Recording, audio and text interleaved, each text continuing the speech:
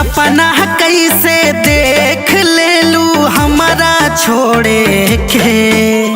सपना कैसे देख लेलू हमारा छोड़े के। कहाँ से हुनर लैलू हो दिलवा तोड़े के। कहाँ से हुनर लैलू हो दिलवा तोड़े के।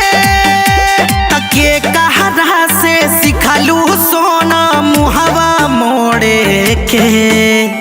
कहाँ से हुनर लैलू हो दिलवा तोड़े के। कहाँ से हुनर लैलू हो दिलवा तोड़े के।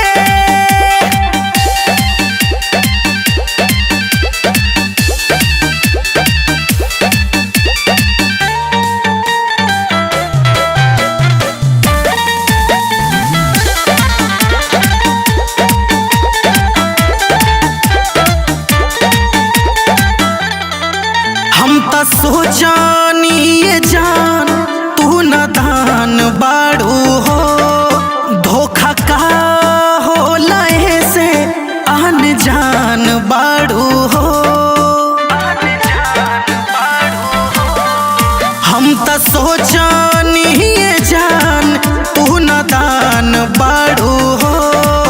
धोखा का हो लहे से आन जान बाड़ू हो।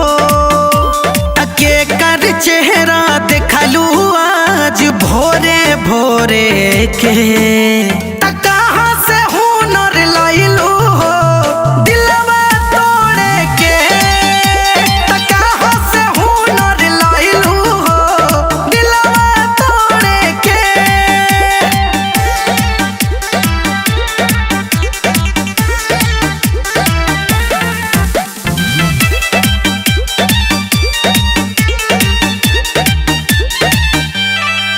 हम त जानो न पैनी ई मासूम रूप के। तीर मारत रहू दिलवा छुप छुप के। हम त जानो न पैनी ई मासूम रूप के। तीर मारत रहू दिलवा छुप छुप के।